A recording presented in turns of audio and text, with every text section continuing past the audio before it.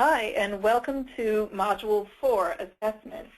I'm going to give you a pretty comprehensive review of what assessment of English learners and dual language learners looks like, and provide you with some tools and examples to be able to effectively assess English learners and dual language learners.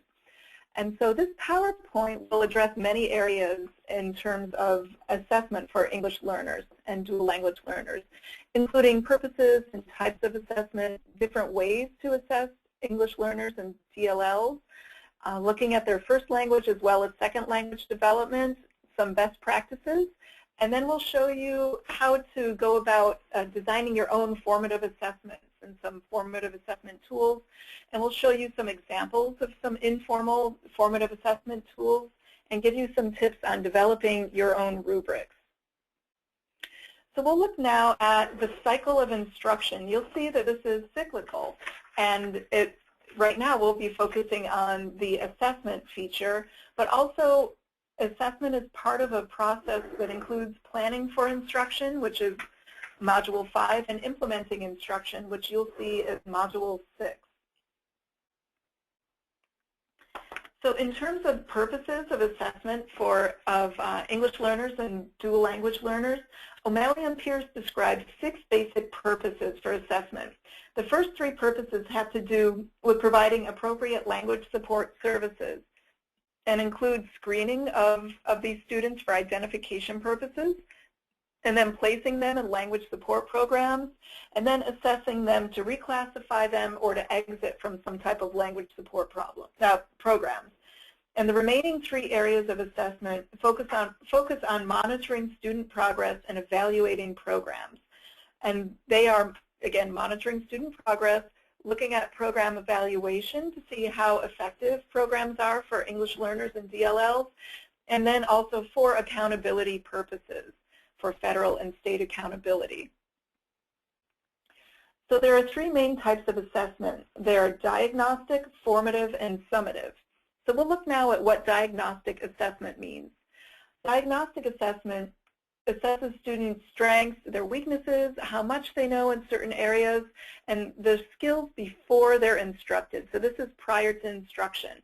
So an example of a diagnostic assessment is a language proficiency test to see what level of language English language learners have and to be able to place them in an appropriate program. The second type of assessment is formative. And this is used, it gives the teacher information to adjust instruction accordingly. And it assesses, as you can see, student performance during instruction.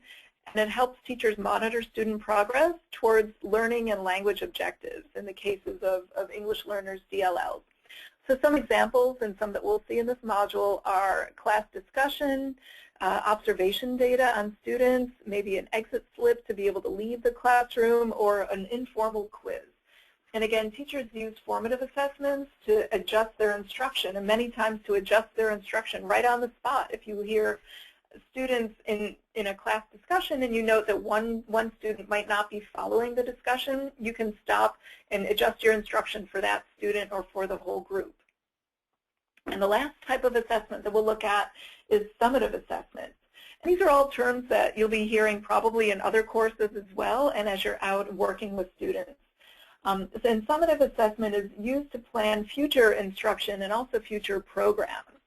So it looks at student achievement after an extended instructional period, maybe a chapter test or a standardized test, a content final exam, or a project or a portfolio. And it looks at measures student, school, or even program success. For example, how well is your school doing? Certain schools get school report cards, and that would be using summative assessments to assess a school. And looking in terms of assessment in general for English learners and dual language learners, the first task that the teacher will have in assessing these students is deciding what you would like to know about a student. And there are 3 areas that we'll look at for second language learners. And they are assessing cognitive, social, emotional, and physical development, and also assessing first language as well as second language development. And we'll take a deeper look at all 3 of these areas next. So there are certain considerations in terms of assessing Ls or DLLs, cognitive, social, emotional, and physical development. And some of these considerations which are unique to this population of students include that the child be given enough time to adjust to the classroom setting.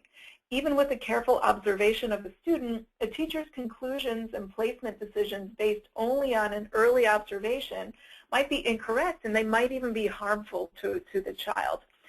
So, so some considerations would mean that the child would really need enough time to adjust to the classroom, getting over, adjusting to the language shock and any kind of cultural considerations, and to be able to know what the student can do without the use of language.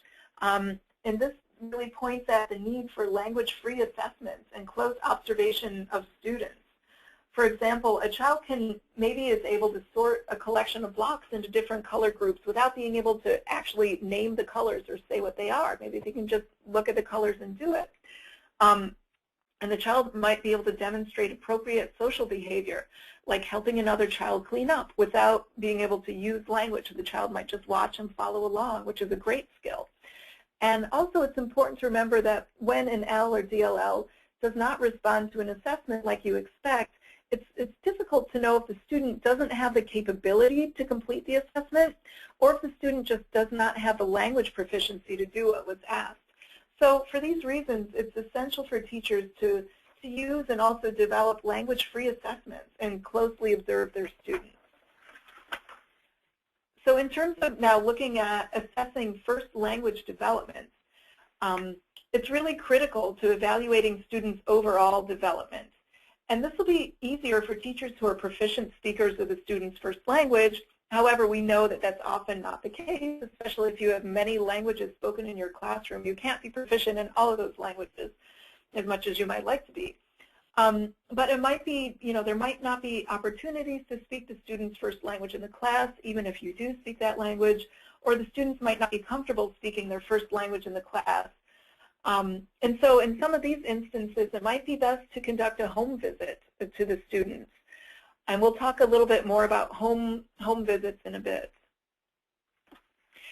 And so in looking at the student's first language development, if you're going into the home, there are some ways you can conduct an observation. So ideally, a bilingual teacher who speaks the student's home language would take notes of student interactions during the home visit, during how students interact with their siblings and with their parents, what kind of language use that they're documenting or they're showing. In these instances, the teacher could tape some of these interactions, especially if they're not a bilingual speaker of the language, and they could have these interactions translated later.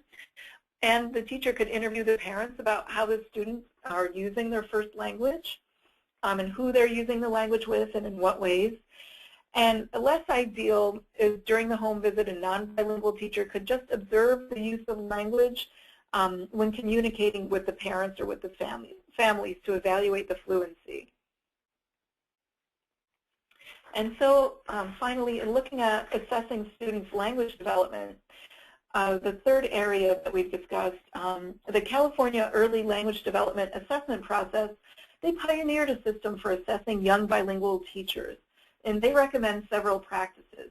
And one of their first recommendations is assessments that are developmentally and culturally appropriate, that take into consideration aspects of culture that impact student learning and interaction. So in addition to culture, the student's linguistic background must be taken into account, as Ls and DLLs have a great variety in first language skills in the 4 domains of listening, speaking, reading, and writing. In addition, in order to accurately assess and report on what students know and are able to do, teachers should monitor students closely and use assessment tools such as observation and narrative description.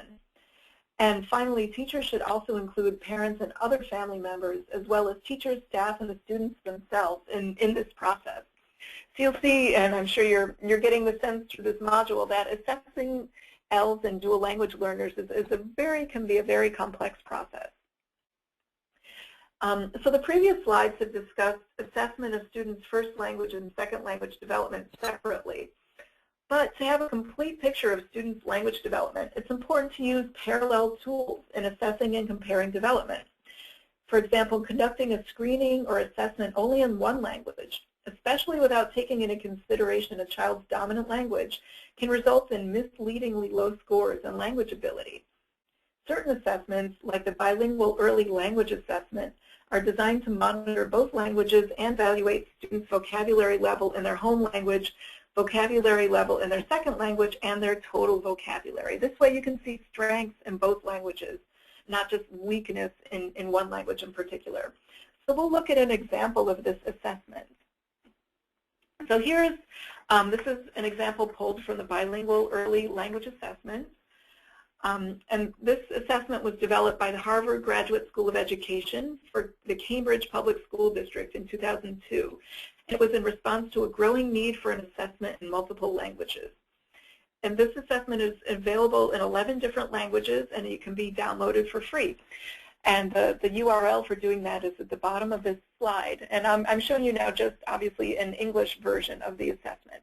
So you can see what it's asking students to do. Just, for example, to identify some common objects and what the interviewer can do.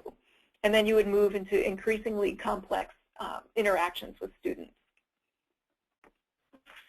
So next we'll look at the best practices in assessment of English learners or dual language learners. And Mahoney in 2014 highlights best practice in L and DLL assessment. She describes the need to first consider what's going to be assessed, why it will be assessed, and how it will be assessed. She highlights the need for assessment and instruction to be closely aligned and the benefit of using authentic assessments. And just in case you're not familiar with the term, authentic assessments are tasks that closely resemble real life or instruction-based tasks and include artifacts that are produced during instruction. So just as assessments should mirror activities used in class, so should any accommodations being used. And so, for example, if students are given bilingual glossaries to use in an assessment, they should also be using these similar glossaries during instruction. And obviously, you'd really need to know who your students are to know if you would want to give them certain accommodations. And many accommodations, they differ across states by which state consortia you're in for testing content. And so also we want to keep in mind that you wouldn't want to use accommodations for the first time on an assessment, as the students would not be familiar with them and it might produce negative results. So some more best practices in the assessment of L's and DLLs. It's essential that assessments be matched to content and language learning objectives, and that for language assessment, language should be measured over time in an authentic context as possible. For example, if you use an oral language rubric, a teacher could observe that student during pair work multiple times throughout the year in order to measure student language growth by using that one oral language rubric. And I also want to point out that even though we'll be showing you examples of different assessments, you wouldn't want to just use one assessment tool in isolation. You'd want to get a really holistic view of what students can do in multiple contexts using multiple tools. So as we mentioned previously, formative assessments are an essential practice in effective teaching. And this information is adapted from the TK California webpage, and it highlights the process that you can use in conducting formative assessments, and also questions you can ask yourself as you're working through the process. Also, these questions are really helpful as you collaborate with an ESOL teacher or a bilingual teacher to help design effective assessments for English learners and dual language learners.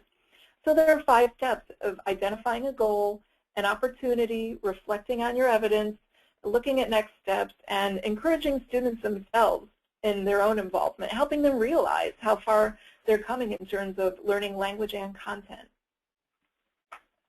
And we'll look at an example of a formative assessment tool. And this is the Student Oral Language Observation Matrix, or SOLOM. And so next, in these next couple of slides, I'll describe 3 examples of assessment tools that can be used to guide formative assessment. And you can use these or adapt these when you're designing your own formative assessment for this module or beyond this module. This first tool, again, is the SOLOM. It's not a test, but it's rather a rating scale that teachers can use to assess their students' command of oral language based on what they observe in a variety of situations, including class discussions, even playground interactions, and individual questioning of students. So here's an example of what the SOLOM looks like, and this is their matrix.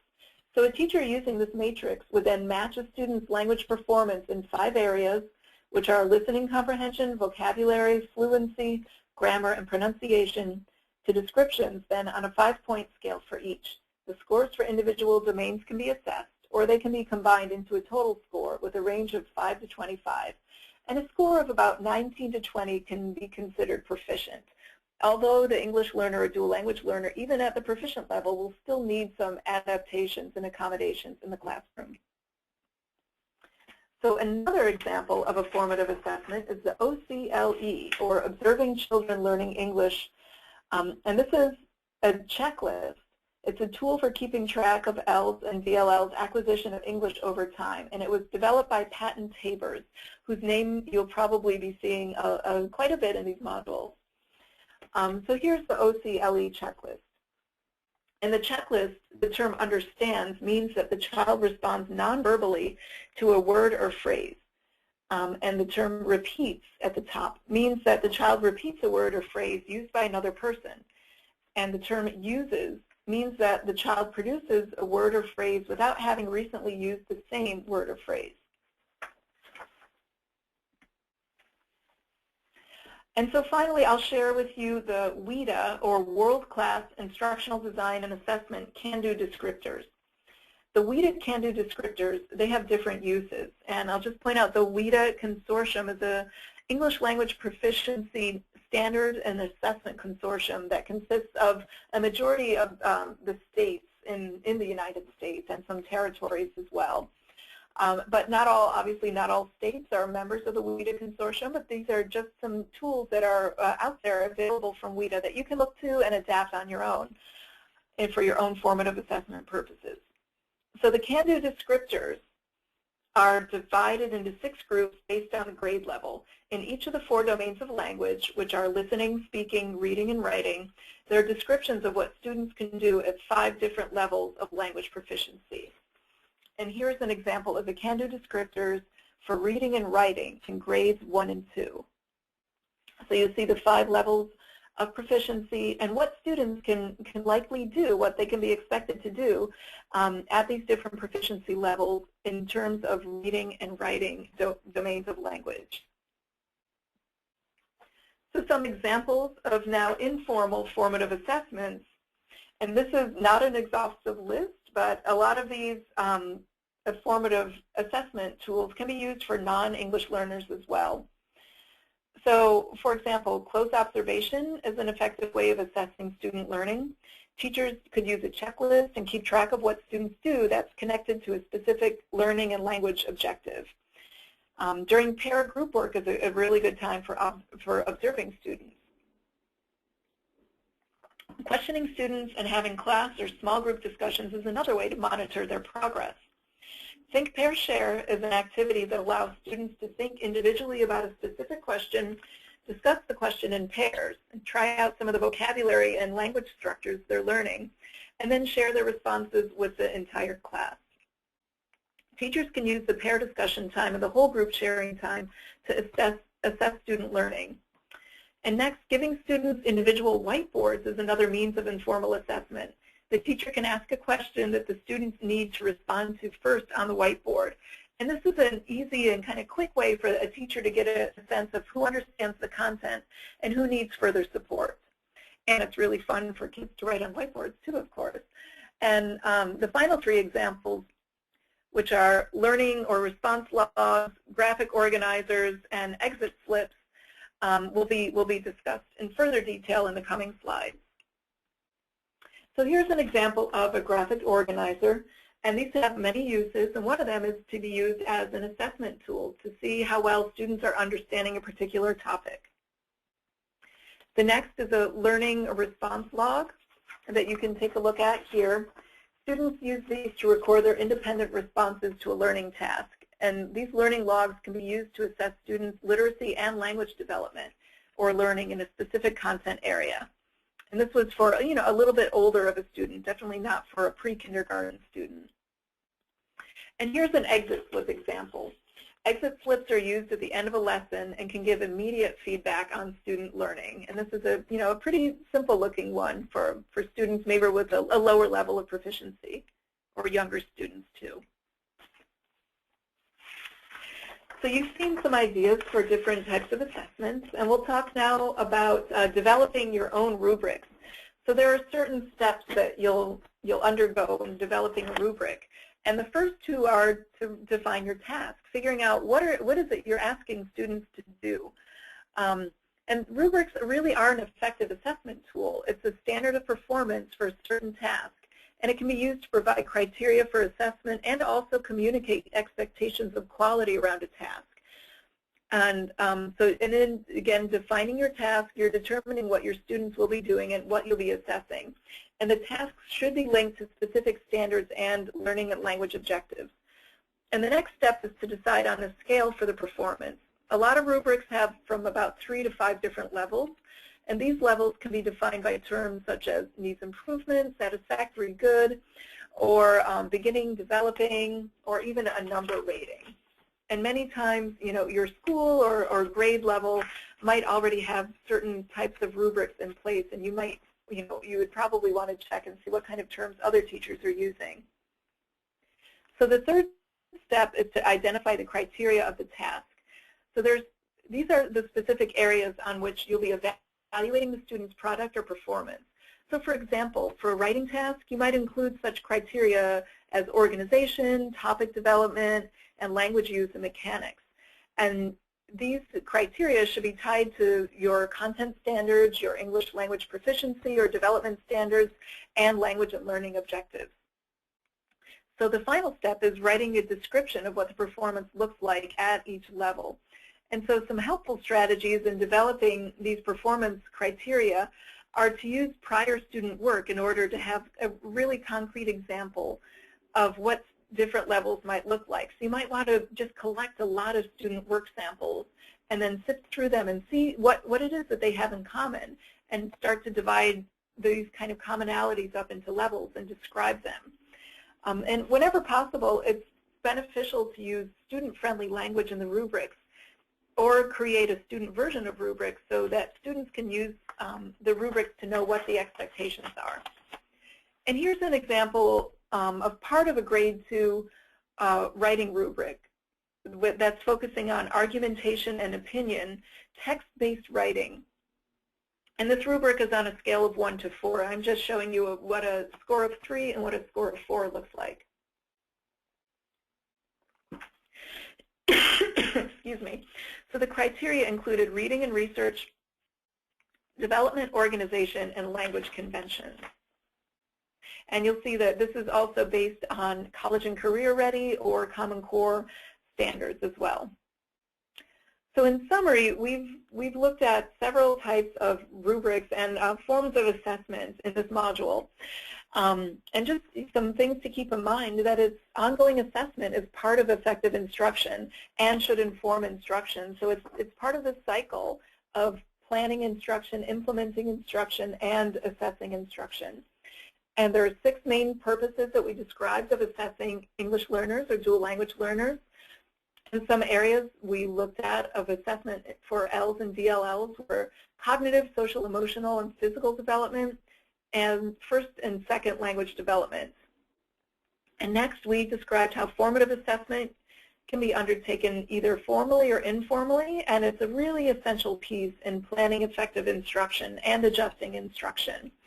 And finally, we saw what a rubric is and how it can be used to provide consistent criteria for performance-based assessment and to also communicate what our expectations are of quality for students. So I hope you found this module, a PowerPoint, to be helpful in describing some of the key terms and purposes of assessment for ELLs. Thank you very much.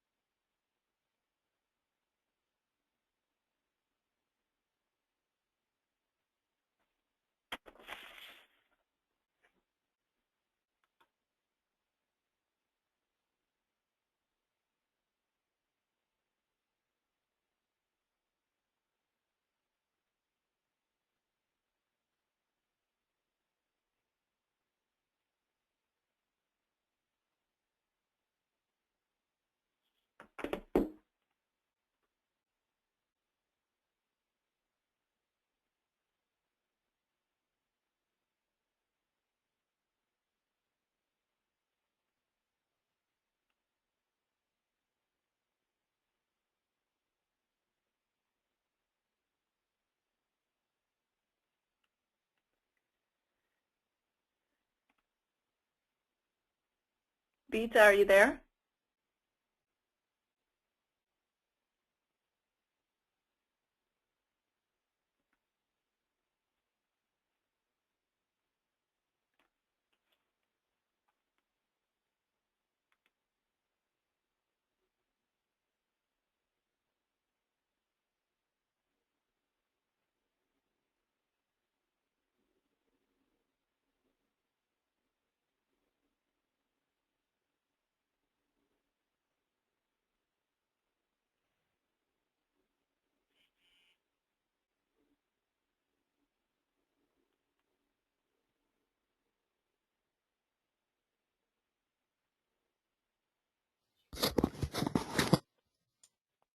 Hello?